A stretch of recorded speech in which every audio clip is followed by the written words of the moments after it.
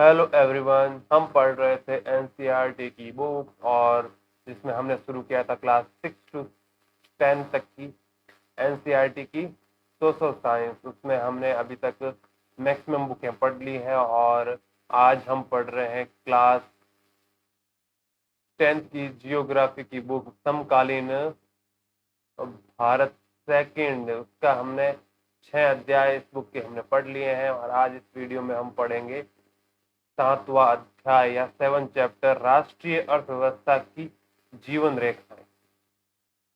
तो इसमें हम पढ़ना शुरू करते हैं। इसमें है हम अपने प्रतिदिन के जीवन में विभिन्न समस्याओं, सामग्रियों एवं सेवाओं का प्रयोग करते हैं। इसमें से कुछ हमारे पास आसपास उपलब्ध होते हैं, जबकि कुछ अन्य चीजों की जरूरत दूसरे स्थानों से लाकर पूरी की जाती है। वस्तुएं तथा सेवाएं मांग स्थल में आपूर्ति स्थल अपने आप नहीं पहुंच जाती। वस्तुओं तथा सेवाओं की आपूर्ति स्थानों से मांग स्थानों तक ले जाने के लिए परिवहन व्यवस्था की आवश्यकता होती है, जैसा कि है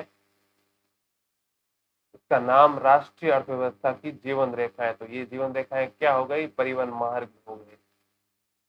तो ये परिवहन की आवश्यकता होती है। कुछ व्यक्ति इसको उपलब्ध कराने में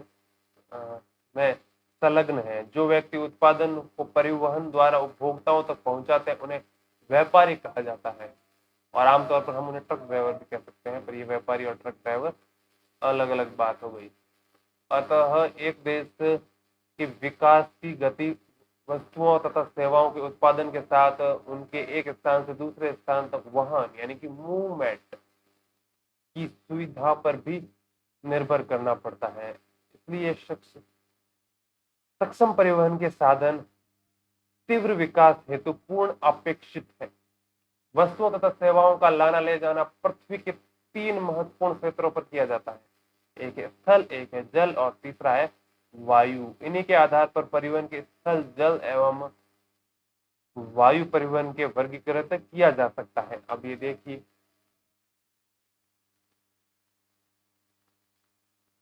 ये है परिवहन के साधन, जिसमें है ये स्थल के साधन, जल के साधन और वायु के साधन। स्थल में क्या होता है? सड़क परिवहन, रेल परिवहन और पाइपलाइन, बिना ड्राइवर की लाइन, पाइपलाइन। फिर है आंतरिक जल परिवहन और समुद्री परिवहन। आंतरिक जल परिवहन मतलब पानी के अंदर नहीं, नदियों द्वारा परिवहन यानी कि आंतरिक जल। फिर हो गया वायु मतलब घरेलू विमान सेवा या फिर अंतरराष्ट्रीय विमान सेवा, domestic line and international line, airline. घरेलू विमान सेवा में होता है सार्वजनिक प्राधिकरण और निजी विमान सेवा। बहुत समय तक व्यापार तथा परिवहन सुविधा तक एक सीमित क्षेत्र तक ही किया जाता था। विज्ञान एवं प्रौद्योगिकी के विकास के साथ व्यापार और परिवहन के प्रभाव क्षेत्र में विस्तृत वृद्धि हुई है। सक्षम व तीव्र गति वाले परिवहन से आज संसार एक बड़े गांव के परिवर्तित हो गया है। परिवहन का एक विकास संचार साधनों के विकास की सहायता से ही संभव हो सका है। इसलिए परिवहन, संचार व व्यापार एक दूसरे के पूरक है। आज भारत अपने विशाल आकार, विविधताओं, भाषाओं एवं तथा सामाजिक एवं सांस्कृतिक बहुलताओं के बावजूद संसार के सभी क्षेत्रों में सुचारू रूप से जुड़ा हुआ है। रेल, वायु तथा जल परिवहन, समाचार पत्र, रेडियो, दूरदर्शन, सिनेमा तथा इंटरनेट आदि इसके सामाजिक आर्थिक विकास के अनेक प्रकार के सहायक हैं।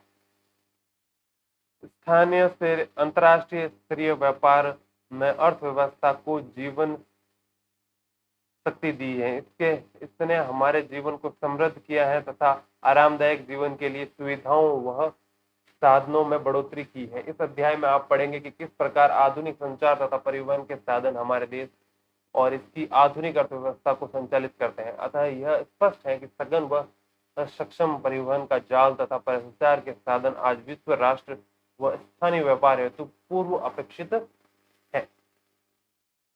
फिर है परिवहन। परिवहन के अब डिटेल में पढ़ेंगे इस परिवहन को। इसमें है सबसे पहला स्तन परिवहन। भारत विश्व के सर्वाधिक सड़क जाल वाले देशों में से एक है। यह सड़क जाल लगभग 56 लाख किलोमीटर है। भारत में सड़क परिवहन रेल परिवहन से पहले प्रारंभ हुआ। निर्माण तथा व्यवस्था में सड़क परिवहन रेल परिवहन की अपेक्षा अधिक सुविधाजनक है। रेल परिवहन की अपेक्षा सड़क परिवहन की बढ़ती महत्ता निम्न कारणों से है। रेलवे लाइन की अपेक्षा सड़कों की निर्माण लागत बहुत कम है। अपेक्षाकृत ऊबड़-खाबड़ व विंचनित भूभागों पर सड़कें बनाई जा सकती हैं। अधिक ढाल प्रवणता व पहाड़ी क्षेत्रों में भी सड़कें निर्मित की जा रह सकती हैं। अपेक्षाकृत कम व्यक्तियों, कम मजदूरी व कम वस्तुओं के परिवहन में सड़क मितव्ययी है। यह घर घर सेवाएं उपलब्ध कराता है तथा सामान चढ़ाने व उतारने की लागत की अपेक्षाकृत कम है। सड़क परिवहन अन्य परिवहन साधनों के प्रयोग में एक कड़ी रूप से भी कार्य करता है, जैसे सड़कें रेलवे स्टेशन वायु व समुद्री पथों को जोड़ती हैं। भारत में सड़कों की अक्षमता के आधार पर इन्हें निम्न 6 वर्गों में वर्गीकृत किया जाता है। राष्ट्रीय राजमार्गों में मानचित्र देखें तथा इन सड़कों की महत्वपूर्ण भूमिका बताएं। फिर है अपनी एक योजना जिसमें है स्वर्णिम चतुर्भुज महाराज्य मार्ग, गोल्डन क्वार्टरलेयर सुपर हाईवेज। भारत सरकार ने दिल्ली, कोलकाता, चेन्नई, मुंबई व दिल्ली को जोड़ने वाली 6 लेन वाली महाराजमार्गों की सड़क परियोजना प्रारंभ की है। इन परियोजना के तहत 2 गलियारे प्रस्तावित हैं। प्रथम उत्तर दक्षिण गलियारे जो श्रीनगर को कन्याकुमारी से जोड़ता है तथा द्वितीय जो पूर्व पश्चिम गलियारा जो सिलचर तथा पोरबंदर गुजरात को जोड़ता है। ये हाईवे नंबर कौन कौन से हैं आप बता सकते हैं। इस महाराजमार्ग का प्रमुख उद्देश्य भारत में मेगा सिटीज के मध्य की दूरी का परिवहन समय को न्यूनतम करना है। यह राजमार्ग परियोजना भारत के राष्ट्रीय राजमार्ग प्राधिकरण NHAI के अधिकार क्षेत्र में है। फिर है राष्ट्रीय राजमार्ग नेशनल हाईवे। भारतीय राष्ट्रीय राजमार्ग देश के दूरस्थ भागों को जोड़ते हैं। ये प्राथमिक सड़क तंत्र है जिनका निर्माण व रखरखाव केंद्रीय लोक निर्माण विभाग के अधिकार क्षेत्र में है। अनेक प्रमुख राष्ट्रीय राजमार्ग उत्तर से दक्षिण तथा पूर्व से पश्चिम दिशाओं में फैले हैं। दिल्ली व अमृतसर के मध्य ऐतिहासिक शेरशाह सूरी मार्ग राष्ट्रीय राजमार्ग संख्या 1 के नाम से जाना जाता था, ना कि है। फिर है राज्य मार्ग यानी कि स्टेट हाईवे। राज्यों की राजधानियों को जिला मुख्यालयों से जोड़ने वाली सड़कों राज्य मार्ग कहलाती हैं। राज्य तथा केंद्र शासित क्षेत्रों में इनकी व्यवस्था तथा निर्माण का दायित्व राज्य के सार्वजनिक निर्माण विभाग यानी कि TWD बढ़िया वाला विभाग का होता है। जिला मार्ग यानी कि ये सड़कें जिले के विभिन्न प्रशासनिक केंद्रों को जिला मुख्यालय से जोड़ती है। इन सड़कों की व्यवस्था का उत्तरदायित्व इसका होता है जिला परिषद का है। ये है मानचित्र जिसमें दिखाए गए हैं अलग अलग हाईवेज। ये है स्वर्ण चतुर्भुज वाला, ये है उत्तर पश्चिम गलियारा, ये पूर्व पश्चिम गलियारा और ये है राष्ट्रीय राजमार्ग की संख्या सहित। तो इसमें से स्वर्ण चतुर्भुज वाला आप देख लीजिए कौन सा है। ये येलो में ऐसा स्वर्ण चतुर्भुज की तरह दिखाई दे रहा है। फिर है उत्तर पूर्वी, ये है उत्तर पूर्वी, उत्तर ऊपर नीचे में ये दक्षिण की ओर जाता हुआ ये, और ये है पश्चिम से लेके पूर्व की ओर या पूर्व से पश्चिम की ओर वाला गलियारा। और बाकी राष्ट्रीय राजमार्ग है ही। फिर है अन्य सड़कें। इस वर्ग में अंतर्गत वे सड़कें आती हैं जो ग्रामीण क्षेत्रों तथा गांवों और शहरों को जोड़ती है। प्रधानमंत्री ग्रामीण सड़क योजना के तहत इन सड़कों के विकास को विशेष प्रोत्साहन मिला है। इस परियोजना के कुछ विशेष प्रावधान है जिसमें देश के प्रत्येक गांव को प्रमुख शहरों से पक्की सड़कें जिन पर वर्ष भर वाहन चल सके द्वारा जोड़ना प्रस्तावित है। फिर है सीमांत सड़कें। उपरोक्त सड़कों के पर अतिरिक्त भारत सरकार प्राधिकरण के अधीन सीमा सड़क सीमा सड़क संगठन है जो देश के सीमांत क्षेत्रों में सड़कों का निर्माण और उनकी देखरेख करता है। यह संगठन 1960 में बनाया गया था, जिसका कार्य उत्तर तथा उत्तरी पूर्वी क्षेत्रों में सामरिक महत्व की सड़कों का विकास करना है तथा इन सड़कों के विकास में दुर्गम क्षेत्रों में अभिज्ञता बड़ी है ये तथा यह इन क्षेत्रों में आर्थिक विकास में भी सहायक हुई है। यह पहाड़ी रास्तों में बनने जाती है कौन सी सड़कें? सीमांत सड़कें। फिर है सड़क निर्माण में प्रयुक्त पदार्थ के आधार पर भी सड़कों को कच्ची व पक्की सड़कों में वर्गीकृत किया जाता है। पक्की सड़कें सीमेंट, कंक्रीट व तारकोल द्वारा निर्मित होती हैं, अतः यह 12 मासी सड़कें होती हैं और कच्ची सड़कें वर्षा ऋतु में अनुपयोगी हो जाती है। यह है उत्तरी पूर्वी सीमांत सड़क का यातायात अरुणाचल प्रदेश में। फिर अपना आता है ये सड़क परिवहन पूरा हुआ और आगे रेल परिवहन। रेल भारत में रेल परिवहन वस्तुओं तथा यात्रियों के परिवहन का प्रमुख साधन है। रेल परिवहन अनेक कार्यों से में सहायक है, जैसे व्यापार, भ्रमण, तीर्थ यात्रा, लंबी दूरी तक सामान का परिवहन आदि। एक प्रमुख परिवहन के साधन के अतिरिक्त पिछले 150 वर्षों से भी अधिक समय में भारतीय रेल एक महत्वपूर्ण संवेयक के रूप में भी जानी जाती है। भारतीय रेलवे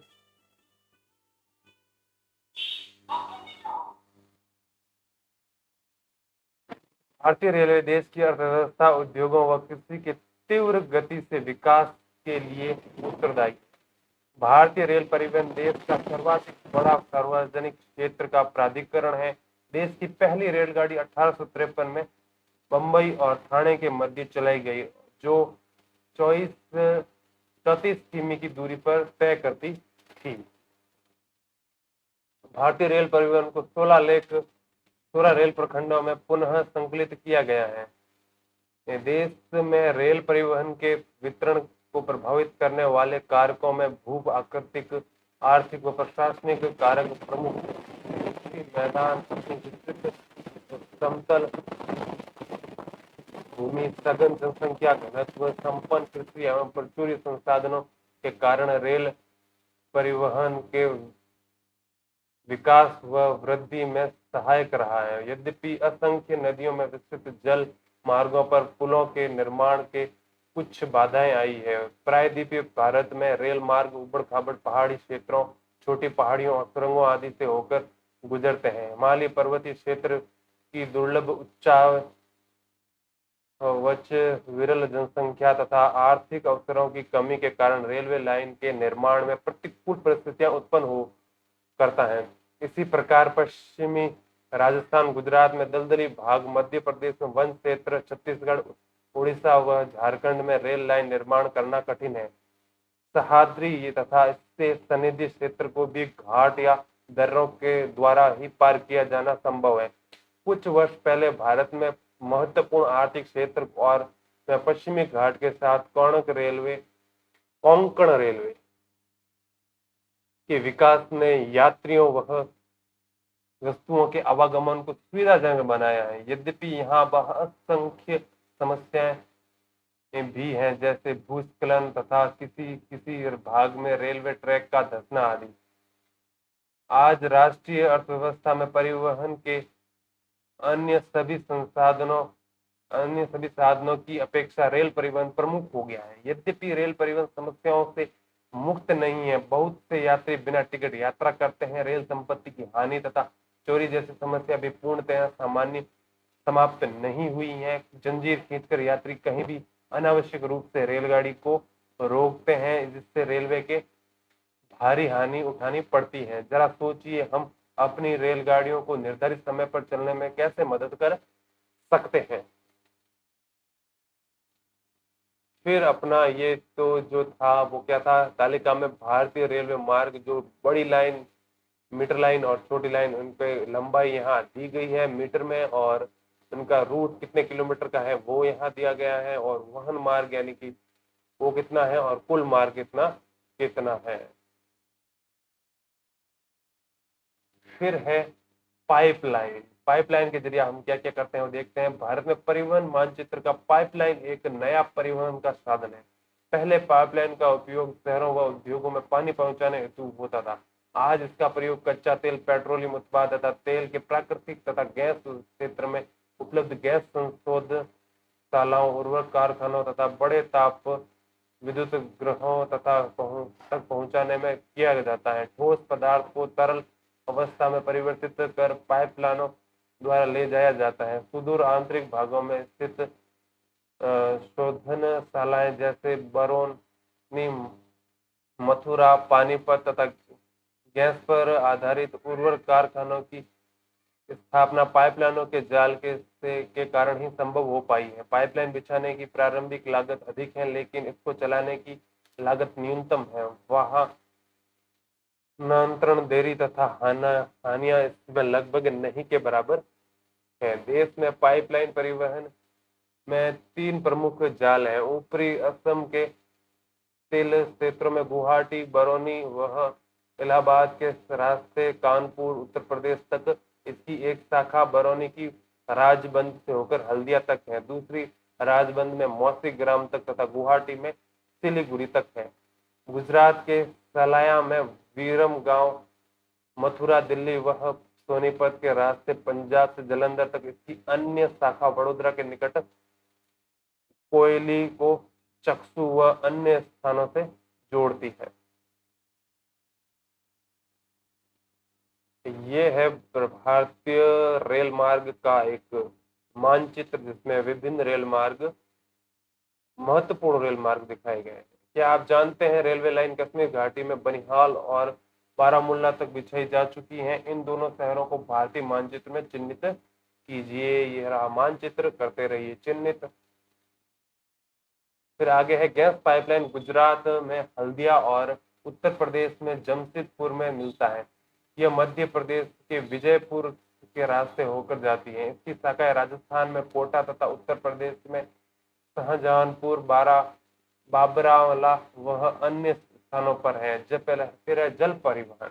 राजस्थान में लोग प्राचीन काल में समुद्र यात्रा करते थे। इसके नाविकों ने दूर तथा पास के क्षेत्रों में भारतीय संस्कृति व व्यापार को फैलाया है। जल परिवहन परिवहन का सबसे सस्ता साधन है। यह भारी व व्यथाकाय वस्तुएं ढोने में अनुकूल है। यह परिवहन साधनों में ऊर्जा सक्षम तथा पर्यावरण अनुकूल है। भारत में अंतःस्थलीय नौक संचालन जलमार्ग 14,500 किमी लंबा। इसमें केवल 5,685 किमी मार्ग ही मशीनीकृत नौकाओं द्वारा तय किया जाता है।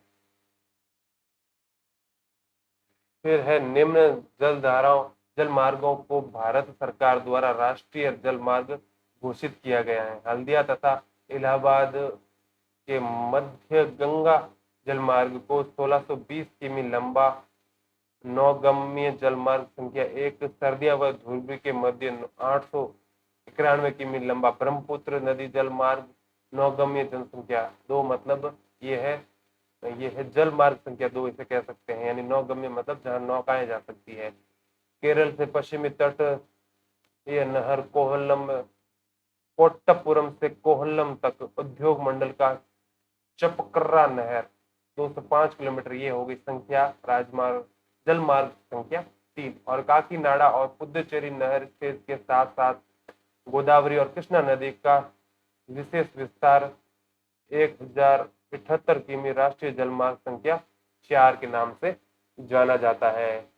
ये प्रमुख 4 जलमार्ग हो गए। उसके बाद है मताई महानदी के डेल्टा चैनल, ब्राह्मणी नदी और पूर्वी तटीय नहर के साथ ब्राह्मणी नदी का विशेष विस्तार 588 किमी राष्ट्रीय जलमार्ग संख्या 5। कुल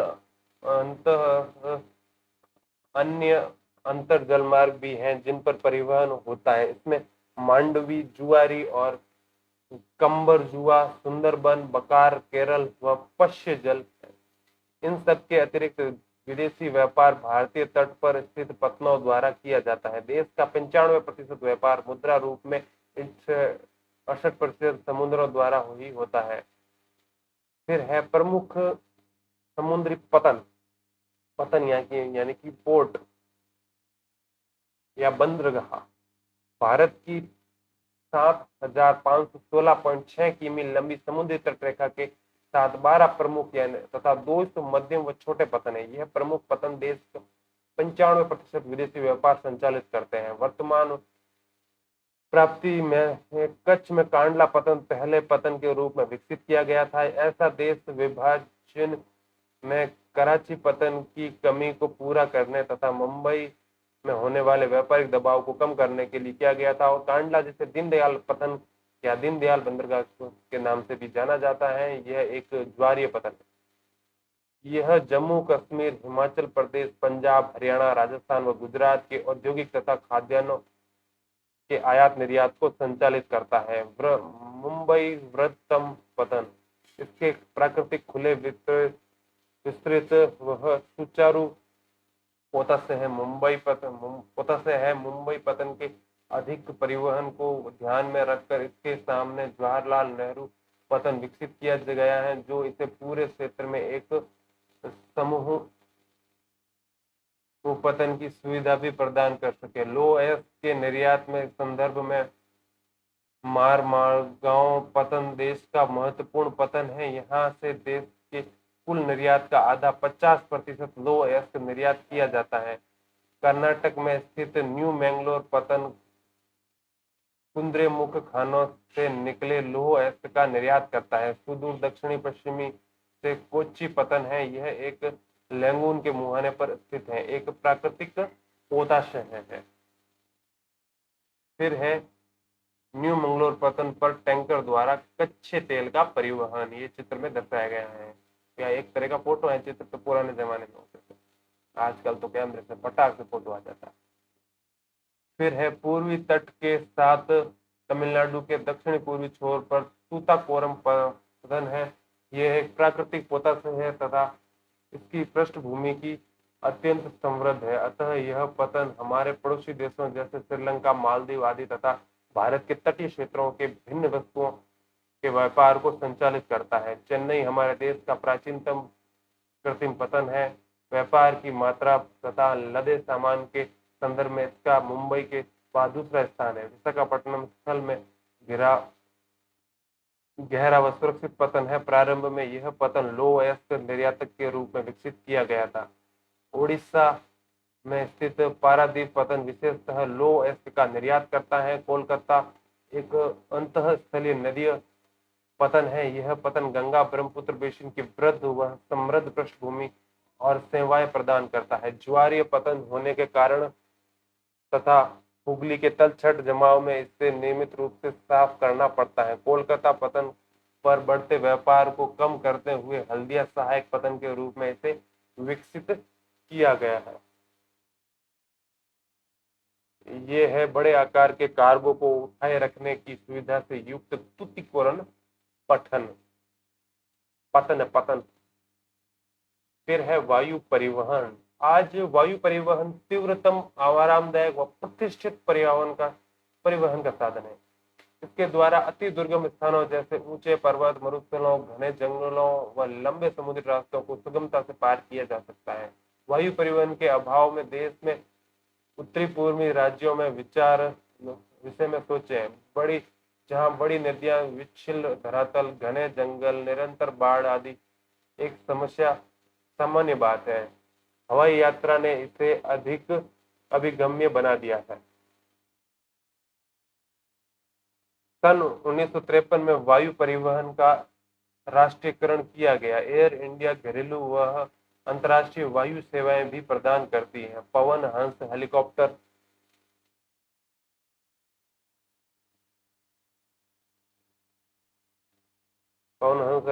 लिमिटेड तेल व प्राकृतिक गैस आयोग को इसकी अपतटीय संक्रियाओं में तथा अगम्य व दुर्गम भूभागों जैसे उत्तरी पूर्वी राज्यों तथा जम्मू कश्मीर, हिमाचल प्रदेश व उत्तराखंड के आंतरिक क्षेत्रों में हेलीकॉप्टर सेवाएं उपलब्ध करवाता है। इसके बीच में ये दिया हुआ था तो मानचित्र जो था किसके बारे में, मुख्य पतन और कुछ अंतरराष्ट्रीय हवाई पतन, मतलब जो है बंदरगाह और एयरपोर्ट इसमें दिखाए गए हैं। इसमें ये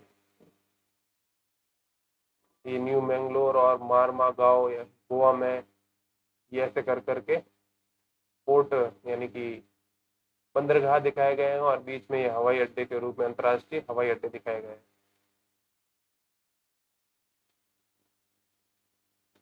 फिर है हवाई यात्रा अभी सभी व्यक्तियों की पहुंच में नहीं है।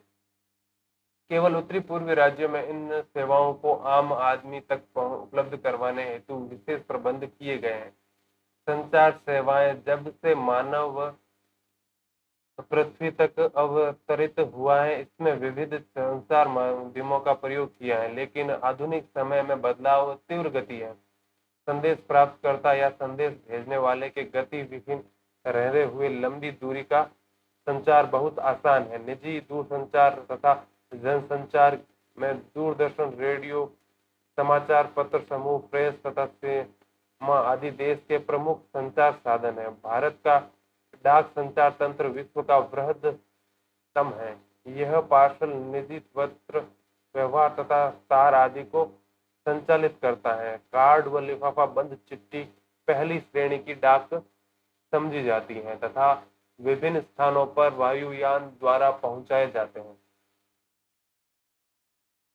द्वितीय श्रेणी की डाक में रजिस्टर्ड पैकेट, किताबें, अखबार तथा मैगजीन शामिल हैं। यह धरातलीय डाक द्वारा पहुंचाए जाते हैं तथा इनके लिए स्थल व जल परिवहन का उपयोग किया जाता है। बड़े शहरों व नगरों में डाक संचार में शीघ्रता हेतु हाल ही में 6 डाक मार्ग बनाए गए। इन्हें राजधानी मार्ग, मेट्रो चैनल, ग्रीन चैनल, व्यापार चैनल, भारी चैनल और दस्तावेज चैनल के नाम से जाना जाता है। इसके बीच में एक खास जरूरी जानकारी इसमें है। क्या आप जानते हैं कि डिजिटल भारत का एक ज्ञान आधारित परिवर्तन के लिए भारत को तैयार करने के लिए एक विशेष कार्यक्रम है। डिजिटल भारत कार्यक्रम का मुख्य उद्देश्य आईटी, भारतीय प्रतिभा, आईटी, सूचना प्रौद्योगिकी, आईटी, कल का भारत, ये हो गया आईटी, इंडियन टैलेंट, ये है आईटी यानी कि सूचना प्रौद्योगिकी, इंफॉर्मेशन टेक्नोलॉजी, और ये है आईटी यानी कि इंडिया टुमारो में होने वाले परिवर्तन को समझना और तकनीकी को केंद्र में रखकर बदलाव लाना है। दूरसंचार तंत्र में भारत एशियाई महाद्वीपों में अग्रणीय है।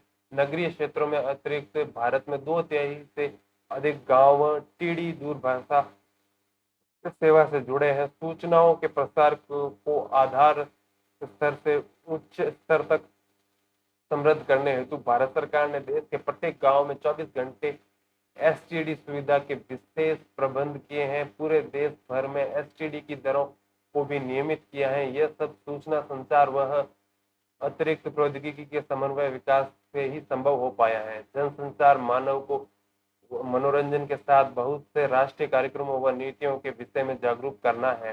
इसमें रेडियो, दूरसंचार, समाचार पत्र, पत्रिकाएं, किताबें तथा चलचित्र सम्मिलित हैं। आकाशवाणी, ऑल इंडिया रेडियो राष्ट्रीय, क्षेत्रीय तथा स्थानीय भाषा में देश के विभिन्न भागों में अनेक वर्गों के व्यक्तियों के लिए विविध प्रकार कार्यक्रम प्रसारित करना है।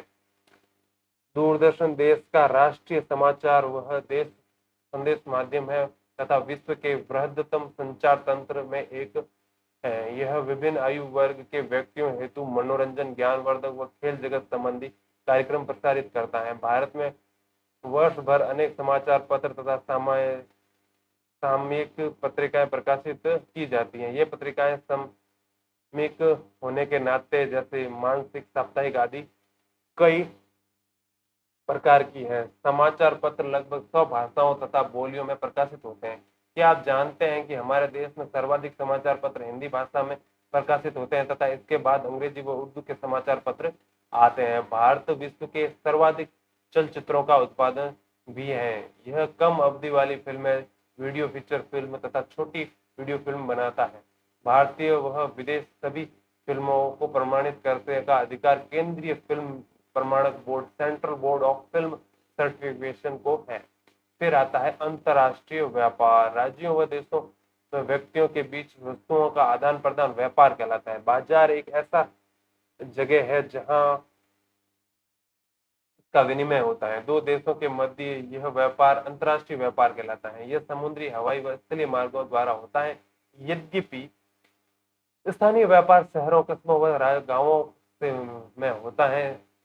राज्य स्तरीय व्यापार दो या अधिक राज्यों के माध्यम से होता है। एक देश के अंतर्राष्ट्रीय व्यापार की प्रगति इसके आर्थिक वैभव का सूचक है, इसलिए इसे राष्ट्र का आर्थिक बैरोमीटर भी कहा जाता है। सभी देश अंतर्राष्ट्रीय व्यापार पर निर्भर हैं क्योंकि संसाधनों की उपलब्धता क्षेत्रीय है, अर्थात इसका वितरण असमान है। आयात या निर्यात व्यापक व्यापार के घटक है। आयात व निर्यात का अंतर ही देश के व्यापार संतुलन को निर्धारित करता है। अन्य निर्माण निर्यात मूल्य आयात मूल्य से अधिक हो तो उसे अनुकूल व्यापार संतुलन कहते हैं। इसके विपरीत निर्यात की अपेक्षा अधिक आयात असंतुलन व्यापार कहलाता है। विश्व की सभी भौगोलिक प्रदेश तथा सभी व्यापारिक खंडों के साथ भारत में व्यापारिक संबंध है। भारत में निर्यात होने वाली प्रमुख वस्तुएं रत्न व जवाहरात, रसायन एवं संबंधित उत्पाद व कृषि एवं संबंधी उत्पाद है। भारत में आयातित वस्तुओं में कच्चा पेट्रोलियम तथा उत्पाद, रत्न व जवाहरात, आधार धातुएं, मशीनें, कृषि व अन्य उत्पाद शामिल हैं। भारत अंतर्राष्ट्रीय स्तर पर एक सॉफ्टवेयर महाशक्ति के रूप में उभरा है तथा सूचना प्रौद्योगिकी के माध्यम से अत्यधिक विदेशी मुद्रा अर्जित कर रहा है। पर्यटन एक व्यापार के रूप में पिछले 3 दशकों से भारत में पर्यटन उद्योग में महत्वपूर्ण वृद्धि हुई है। 150 लाख से अधिक व्यक्ति पर्यटन उद्योग में प्रत्यक्ष रूप से संलग्न है। पर्यटन राष्ट्रीय एकता को प्रोत्साहित करता है तथा स्थानीय हस्तकला व सांस्कृतिक उद्यमों को प्रश्रय देता है। अंतर्राष्ट्रीय स्तर पर यह हमें संस्कृति व विरासत की समझ विकसित करने में सहायक है। विदेशी पर्यटक भारत में विरासत पर्यटक, पर्यटन, रोमांचकारी पर्यटक, सांस्कृतिक पर्यटन, चिकित्सा पर्यटन तथा व्यापारिक पर्यटन के लिए आते हैं। देश के विभिन्न भागों में पर्यटन की अपार संभावनाएं हैं। पर्यटन उद्योग के विकास हेतु विभिन्न प्रकार के पर्यटनों को बढ़ावा देने के प्रयास किए जा रहे हैं। फिर इसके बाद ये न्यूज की कटिंग जिसमें है भारत में विरासत पठन का एक प्रोजेक्ट तैयार करें। तो ये क्या है? ये न्यूज की कटिंग है जिसमें इस सब्जेक्ट को आपको और भी ज्यादा अच्छे से समझने में मदद मिलेगी। फिर इसी के साथ ये चैप्टर आखिरकार कहीं जाके ये समाप्त होता है और आखिरकार ये बुक भी यहीं समाप्त होती है। तो हम मिलेंगे क्लास 10 की जो ज्योग्राफी हो गई, तो फिर आती है अपनी हिस्ट्री। 10 की हिस्ट्री की बुक का फर्स्ट चैप्टर पढ़ेंगे इसके अब नेक्स्ट वीडियो में। तब तक के लिए धन्यवाद। Thank you.